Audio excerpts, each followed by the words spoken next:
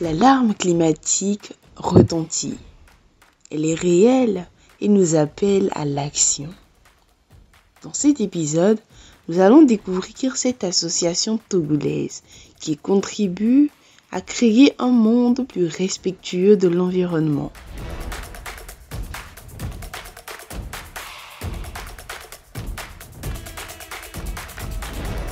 Les compétences, initiatives et défis des jeunes, c'est dans CAST 3.0. Écolotrip, une association togolaise qui milite en faveur de l'environnement. Qu'est-ce que votre association fait concrètement? D'accord. Tout d'abord, merci pour cette interview que vous nous accordez. Écolotrip, c'est un réseau de jeunes francophones, acteurs pour la lutte contre les changements climatiques et pour la protection de la biodiversité. Nous faisons, entre autres, pour atteindre nos objectifs, des renforcements de capacités de jeunes, de la facilitation de la mobilité, du soutien aux initiatives locales prises par des jeunes qui vont en faveur de notre ligne directrice qui est la protection de l'environnement. Et comme vous le savez également, nous organisons depuis 5 éditions déjà la Wikeko. Alors, dites-nous comment la Wikeko, qui est une activité d'écologie justement, parvient-elle à susciter l'engagement des jeunes francophones à s'engager dans les actions qui sauvent l'environnement? D'accord. Tout d'abord, je pense que la jeunesse de notre équipe est un facteur clé dans la mobilisation d'autres jeunes autour de nous. Il est constaté que lorsqu'une équipe est jeune et qu'elle mène des activités pour les jeunes et par les jeunes, il y a beaucoup plus d'entrain et d'engagement autour de la chose. Donc, je dirais que la jeunesse de notre équipe est vraiment un avantage qui nous permet de mobiliser et de susciter de l'engagement de plusieurs jeunes francophones pour la planète. Et quels sont les défis majeurs auxquels vous faites face?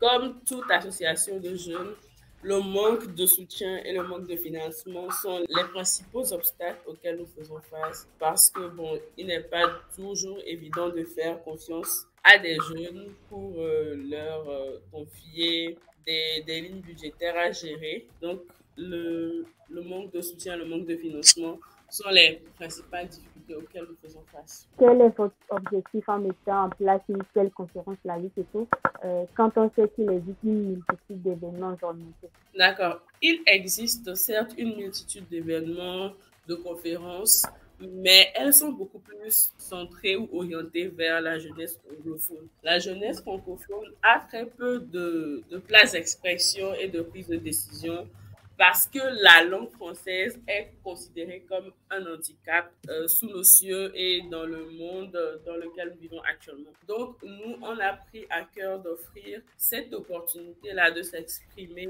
et de pouvoir donner son opinion aux jeunes francophones. C'est la principale motivation de l'organisation de la Wikeko. De quelle manière est sélectionné les intervenants et les thèmes qui sont abordés lors de la conférence? D'accord. Chaque année, pour la Wikeko, un thème principal est choisi. Le thème principal de cette année est innovation, transition énergétique et résilience climatique. Donc, à chaque année, un appel à participants et à intervenants, est lancé sur des sous-thèmes bien définis dans l'appel. Donc, il y a plusieurs personnes qui postulent pour tenir des communications. En fonction du thème choisi et de la pertinence de la candidature et du profil du candidatant, nous choisissons les intervenants sur les différents panels de la Wikeko. Et quelle initiative Écolotrip met-elle en place après la conférence Wikeko pour maintenir l'intérêt des participants et les impliquer dans la lutte pour la protection de l'environnement? D'accord. Après la Wikeko, tout d'abord, il y a des séances de restitution qui sont organisées dans les différents pays où nous sommes représentés et qui bénéficient de notre soutien.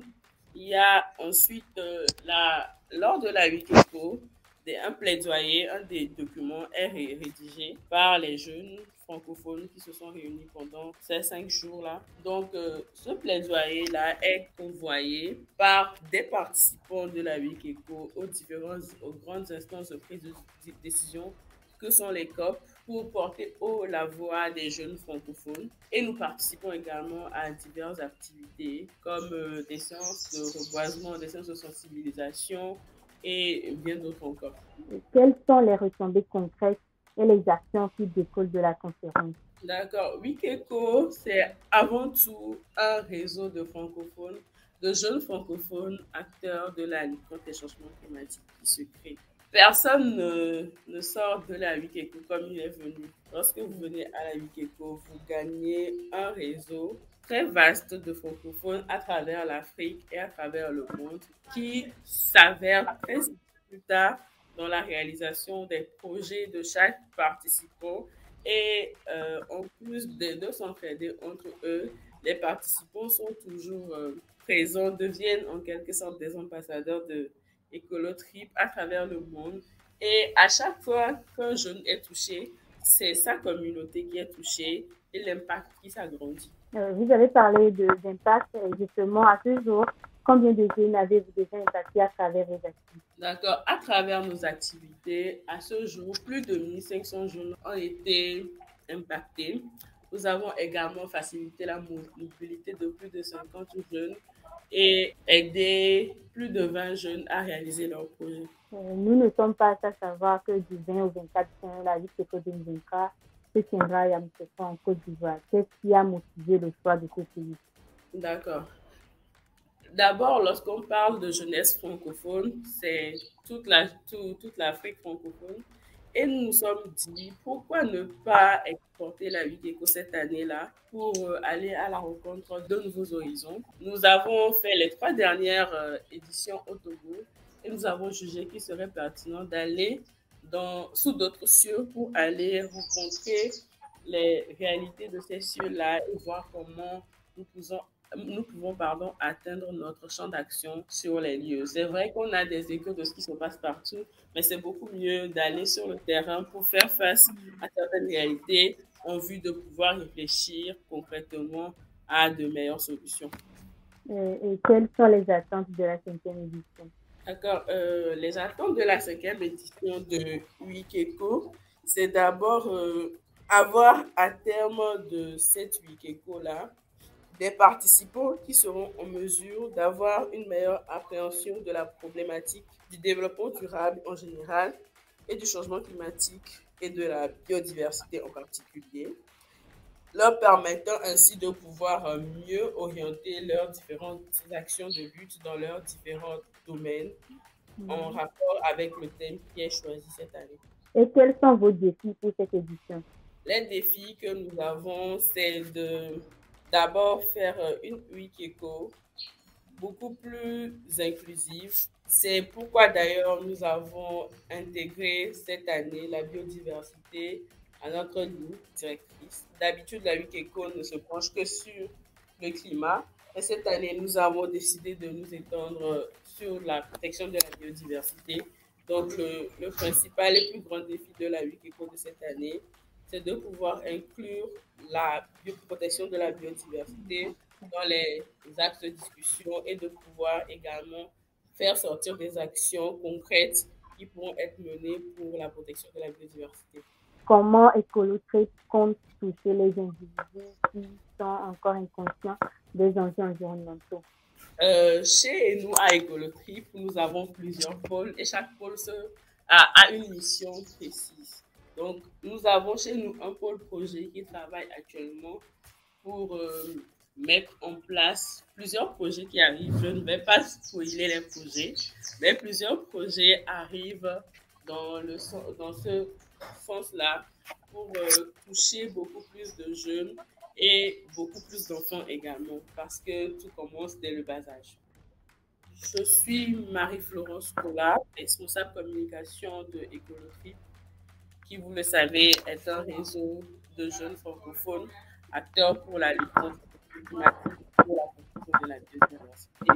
Nous organisons depuis édition déjà la Wikieco, qui est un forum qui réunit les jeunes francophones d'Afrique et du monde entier autour de thématiques environnementales, de partage de bonnes pratiques et de rédaction de plaidoyer pour les grandes instances de prise de décision. Vous pouvez nous joindre sur le 91 78 34 69.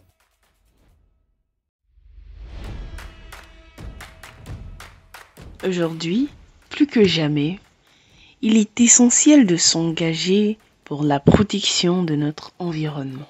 Notre invité du jour, l'association Écolotrip, joue déjà sa partition. Alors, continuons de faire la différence.